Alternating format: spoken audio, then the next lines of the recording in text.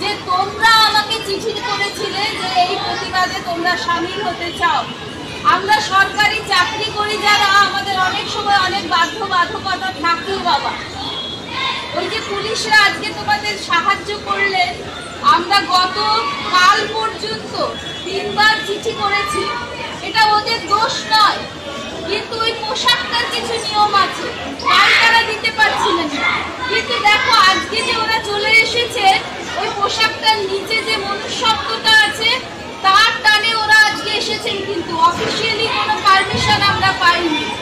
আর আমরাও ঠিক করেছিলাম যদি ঢুকতেই হয় জেলে তাহলে আমরা রাস্তায় বেরিয়েই ঢুকবো, এই ঘরে বসে আমরা থাকবো না। সেই কারণে হয়তো তোমাদের আলাদা করে মেসেজ দেওয়া সম্ভব ছিল না। দরকারও নেই, সবকিছু সোশ্যাল মিডিয়াকে টেনে নিয়ে করতে হবে তা নয়। তোমাদের সবসময় মাথায় রাখবে অন্যায়ের বিরুদ্ধে প্রতিবাদ করার জন্য দিল্লি সবসময় পৌঁছতে হবে তা নয়। তুমি তোমার বাড়ি থেকেই প্রতিবাদটা শুরু করো, তোমার কাজটা তুমি করো। আর এটা কখনো হতে পারে না যে সমাজ তৈরি হয়নি বলে, আমি আজকেই পড়ছিলাম মেয়েদের বলা হচ্ছে রাত্রে ডিউটি কমিয়ে দেবে, আসলে এটা একটা পলিসি। মেয়েদের কাজ থেকে সরিয়ে দাও, ওদের ঘরে বসাও, হ্যাঁ এগুলো একটা পরাধীনতা।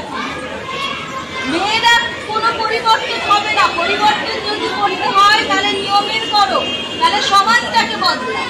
মেয়েদের জন্য আলাদা করে রাত্রে ডিউটি থাকবে না, ওরা কাজ করতে পারবে না। ওদের আমরা জানি হয়তো কত হসপিটালে কত আয়ার কাজ করে গরিব মানুষ, তারা রাত্রেই করে, দিনের বেলা হয়তো অন্য কোথাও করে, কারণ তারা যে ওখানে কাজ করে তাদেরকেও কিন্তু টাকা পাঠাতে হয়। তাদেরকে ওখানে বসে আছে একটা গ্যাং, সেখানে তারা যদি 500 টাকা যদি কোনো রোগীর আত্মীয় দেয় তাহলে সেখান থেকে 250 টাকা যায় ওই গ্যাংয়ের কাছে, আর 250 টাকা ওই মেয়েটি পায়। তাই তাকে দিনের বেলা কোথাও না কোথাও কাজ করতে হয়, আর সে রাত্রে তার শরীর নিংড়ে সে ওই রাত্রি জেগে কাজটা করছে তার সন্তানের মুখে দুমুঠো ভাত দেওয়ার জন্য। তাই এটা কোনো পলিসি হতে পারে না যে মেয়েরা ধর্ষিত হবে না, তোমরা ঘরের ভেতরে থেকে যাও। তাহলে এরপর ঘরের ভেতরে ঢোকাবে, তারপর সিন্ধুকের ভেতরে ঢোকাবে, তারপরে হয়তো কোনো চেম্বারের মধ্যে ঢুকিয়ে বলবে মেয়েরা তোমরা মরো। এটা হতে পারে না।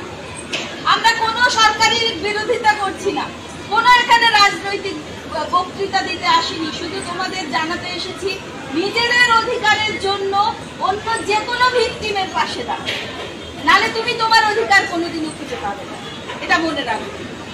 আজ সত্যি আমরা খুব গর্বিত তোমাদের শিক্ষিকা হতে পেরে, যে তোমরা এটা রিয়েলাইজ করেছো। তোমাদের এখনো 18 বছর হয়নি, আমাকে অনেকে বলছিলেন 18 বছর হয়নি ওরা ডিসিশন নিচ্ছে। যদি রাষ্ট্র ভেঙে পড়ে তাহলে 18-এর নিচে এসে ডিসিশন নিতে হবে।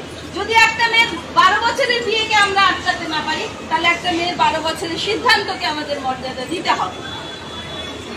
নিজেদের কখনো ঠকাবে না, নিজেদেরকে কখনো শোষণ যন্ত্রে তুলে ঠকাবে না।